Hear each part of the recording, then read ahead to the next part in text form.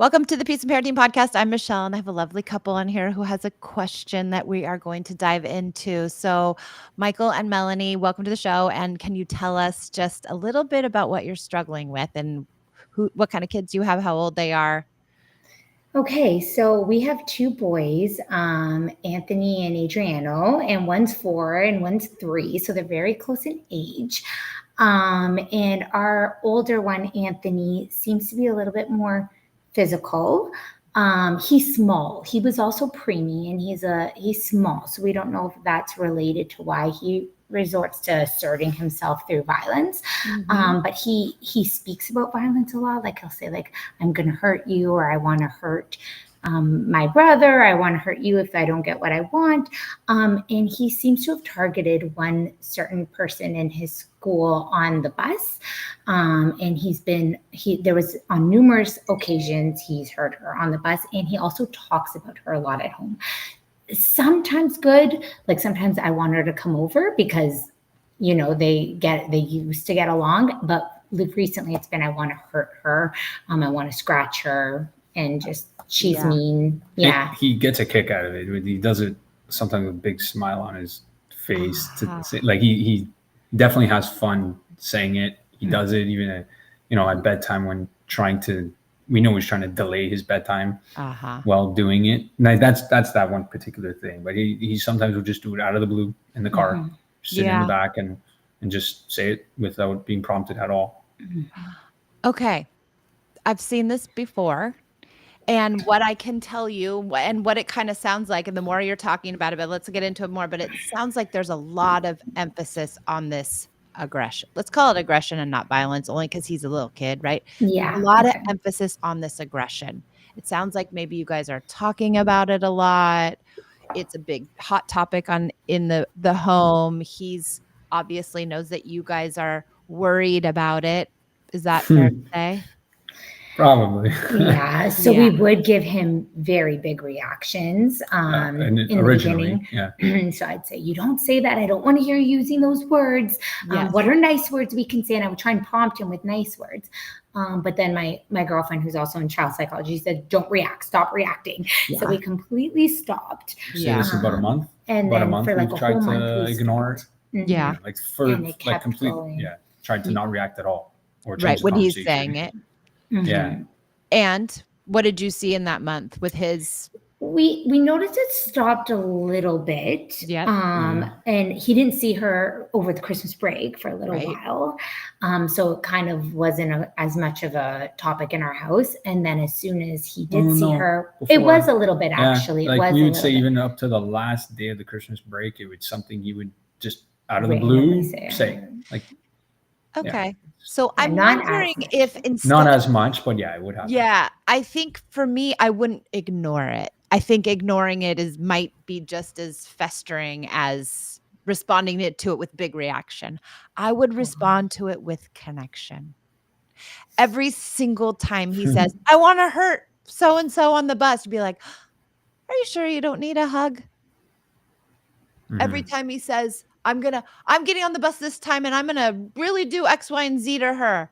You can say, what about a little thumb war? Would you like to do a thumb war? Would you like do a hide and seek? I would totally, completely move directly to connection, because I think he's looking for some sort of reaction, some sort of maybe connection in a way. And if you're ignoring the connection, ignoring the response, then he's going to keep clamoring to get something from you. Okay. And if you respond with connection, now you're giving him something positive, and you're giving him something that he probably is looking for, some sort of attention. And so I would just ignore it, in that you're not going to respond to that actual thing, but you're going to respond to him with connection. A hug, a kiss, a game, a thumb war, a hide and seek, and anything you can think of that he likes.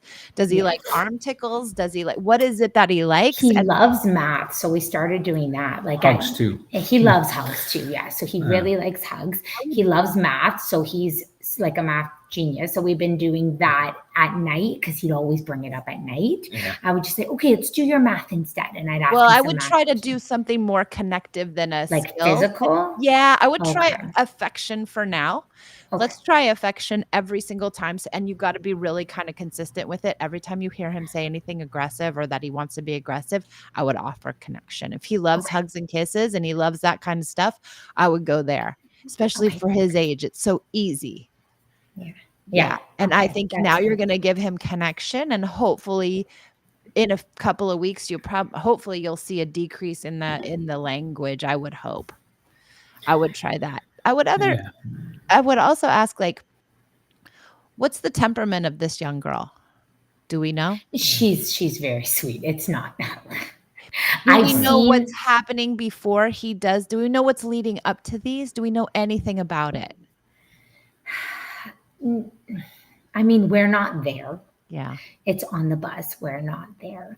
Yeah. But I have asked him, and he's said, Nevaeh is nice to me. I'm not nice to him. He's Yeah. Nyla.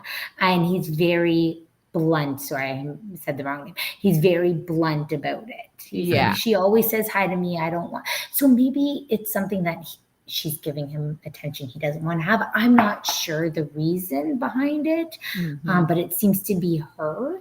And my other question was, how do we respond when he actually does hurt her? I wouldn't respond, unfortunately. I don't think your response is going to change anything. I don't think it's going to keep him or not keep him from hurting her again. But I was going to ask, like, what kind of connection pieces are you using at home? And are you using any sort of punitive measures, like consequences, punishments, timeouts, threats, bribes, yelling, like any of that stuff going on at home? We don't really yell, but No. we will say, like, if we see he hurts his brother, we'll say, okay, come, let's sit down and let's talk about it. And we'll, like, take him out of, like, the playroom, try to and we'll separate him from separate his him, brother. and we'll talk about it. We don't like send him up to his room or do that. But it is, and we do say, like, when you do this, then we can do this. Like, we do that. So I guess statements. you would call there. Yeah, there would be Bribes. Yeah. Or we called them rewards, but Same difference. Yeah. Bribe or reward or whatever. I think too, Yeah. if do we think he's a highly sensitive kid? Yes. Okay. Oh, yeah. So Has been for a long when he's time. fighting with his brother and we pull him away and we correct him, right? You're going to sit down and when us parents say we're going to sit down and have a talk and we're going to talk about it, it's usually us lecturing them on what they've done wrong. Yeah. And for a sensitive child, that feels like a punishment. And then they start to feel shame. And then that shame can make him more upset with his brother, because his brother didn't get him in trouble, but his brother got him into a place where he had to be corrected and he felt shame. And so then it just exacerbates the aggression wheel that your son is in, because he's feeling corrected and you're on the brother's side. You're not on his side. So I would get rid of it completely. When they're having a hard time and he's aggressive with his brother, come to him with affection. Oh. You looks like you're having a hard time, honey. Do you need a hug?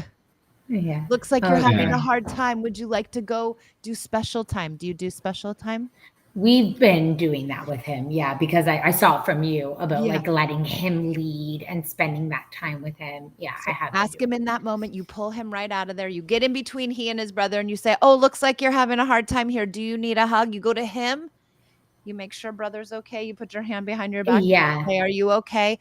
But you make sure you go to your son that's being aggressive first, because he probably believes that you guys are on his brother's side. Okay. And then from the flip point, do you think it's harming Adriano because he's feeling like my brother's hurting me and you're not helping me? Good question. And people ask this all the time. The best help we can give Adriano is to get his brother regulated. And if we keep reprimanding his brother, he's going to keep coming after Adriano. And so the best thing we can do is to help actually in these scenarios, these sibling aggressive scenarios, I know it sounds weird, but in my mind, the one that's hurting the most is the one who's being aggressive. Yeah, Because well, they you know have what? gotten to such a horrible place that they've Yeah, decided to scratch or bite or kick or hit or whatever it yeah, is. And so they are the ones who actually need the connection. The child who got hit, they got physically hit and they got, physically hurt, which is a totally different hurt than an It's emotional temporary. hurt. Yeah, yeah. it's just like, oh, I got scratched. It's okay. I'm not in this heightened, crazy emotional state. So we really have to get to the aggressor first, Okay. or it will continue to loop. And I think that's what's happening. And I think what's Yeah. happening now is he feels bad about himself. And so that's why he's saying, I'm going to be mean. I'm going to hit her. I'm going to kick her. I'm going to do all these things. I'm bad. I'm mean. And he's now internalizing it. And so he's getting in a bad loop here. And we got Okay. to put a cog in the wheel. And the cog in the wheel is affection and Okay. connection. So if you come to him, I had a little girl a couple years ago. She was biting her sister. She was 3.5 and she was biting her all the time. And the parents were just like you guys, so sweet. And they just were like, first they would talk to her and then they would, try to like put her in the other room. And then by the end of it, they were like screaming at this kid because they didn't know what else to do because they couldn't get the biting to stop. But as soon as we started using affection, it changed things. Okay. And we were looking at It it was- like rewarding bad behavior with positive. I don't want to say positivity with what he Yes. wants. So we were trying to not do that actually. I know. I Yeah. totally get that because this feels super counterintuitive because old Yeah. school parenting says, no, you're going to be punished. You can't do that. You can't. We're Yeah. not going to reward you for hitting your brother. No way. Mhm. But if you Yeah. think about it logically, he's hurting. Yeah.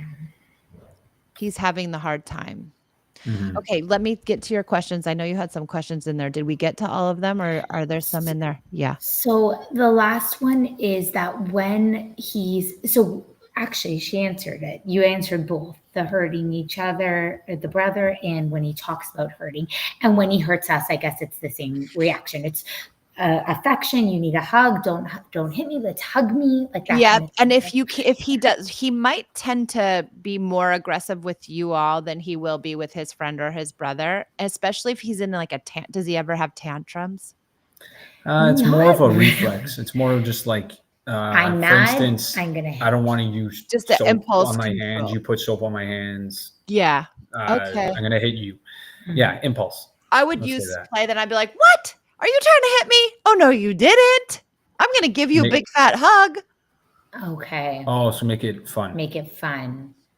And that won't encourage it. He won't That's think very of it. I counterintuitive. know. He might some He kids won't will think be that like some hitting kids is will be fun. like, "I'm going to hit you, mommy. What are you going to do?" After you do it for a while because they want the affection so badly. They want the connection so badly.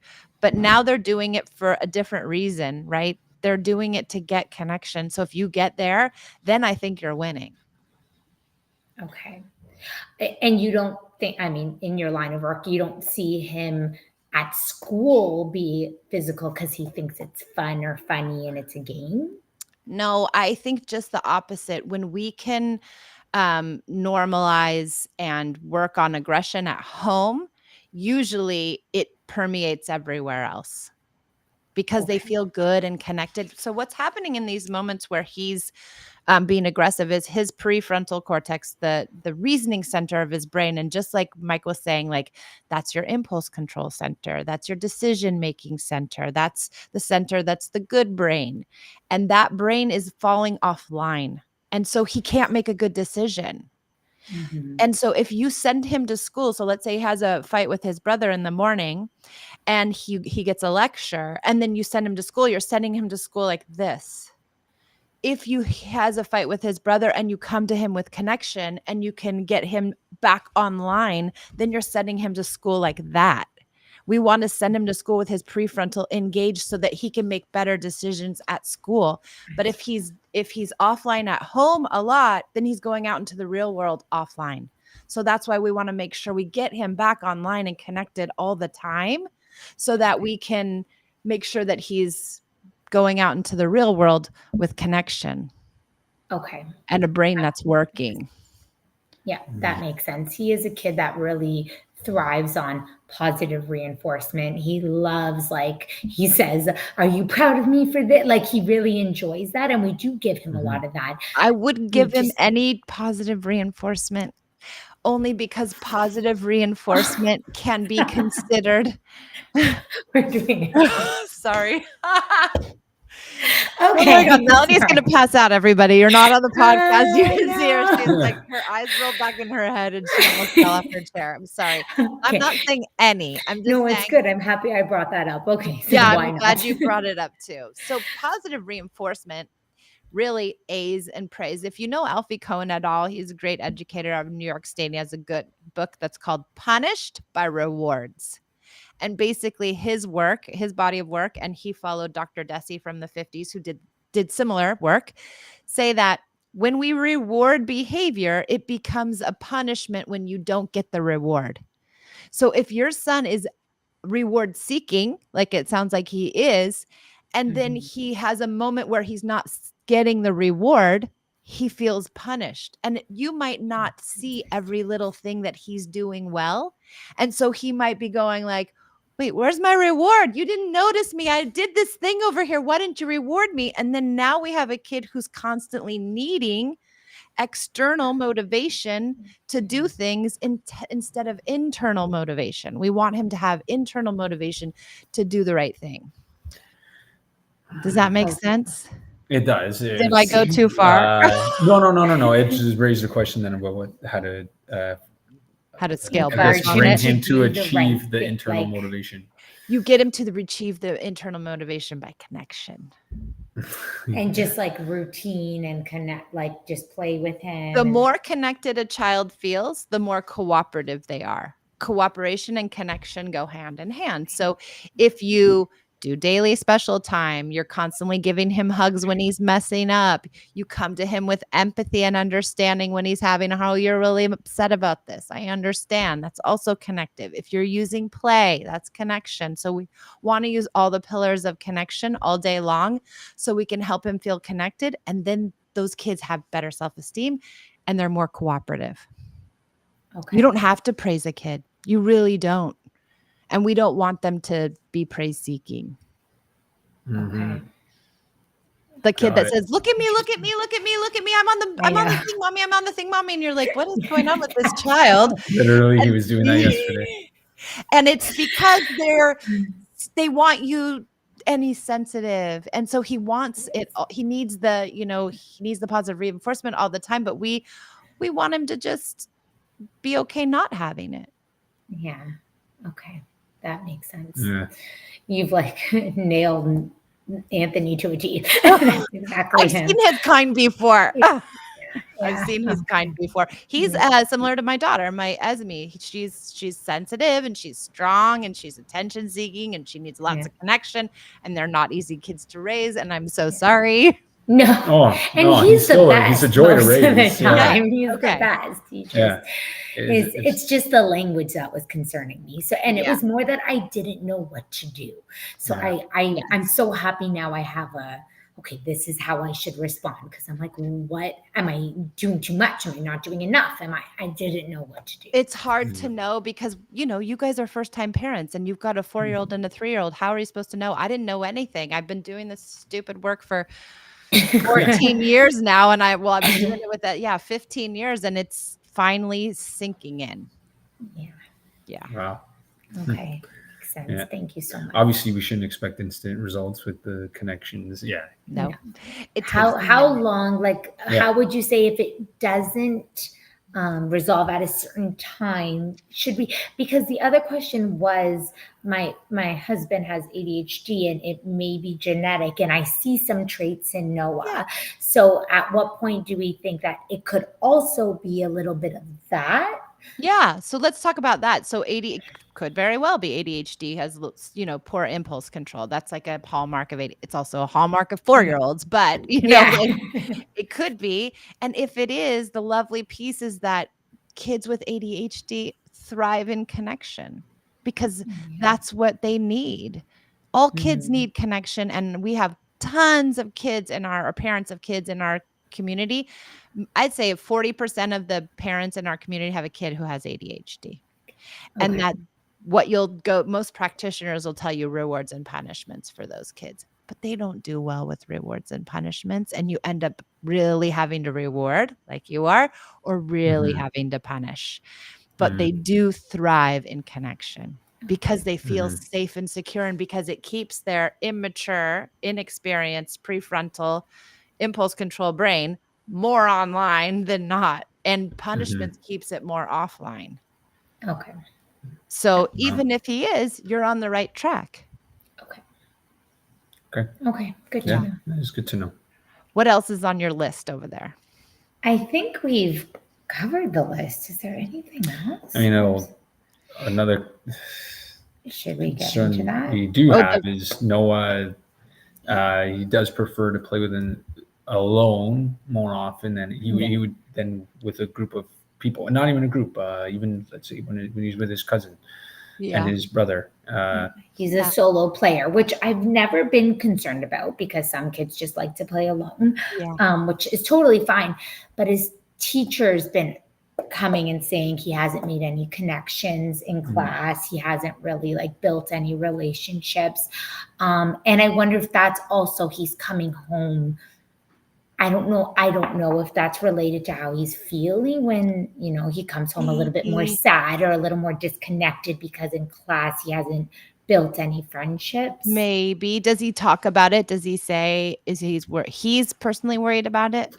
No. He doesn't seem to be. No, he's perfectly happy and content doing that. His cousin, even again, when he's with his cousin and his brother together, they'll do their thing, and he's perfectly happy being off to the side by himself. I wouldn't worry about it too much right now. I would focus on this other stuff. I'd say, keep an eye on it. I would increase lots of connection in your house. And I think maybe you'll see a change in him. Maybe he'll be more, willing or wanting to play with other people, but I wouldn't worry about it too much yet. Okay. He's still super young. little. Yeah. He's very little. And some kids like to solo play. And I think that's okay. Okay. Yeah.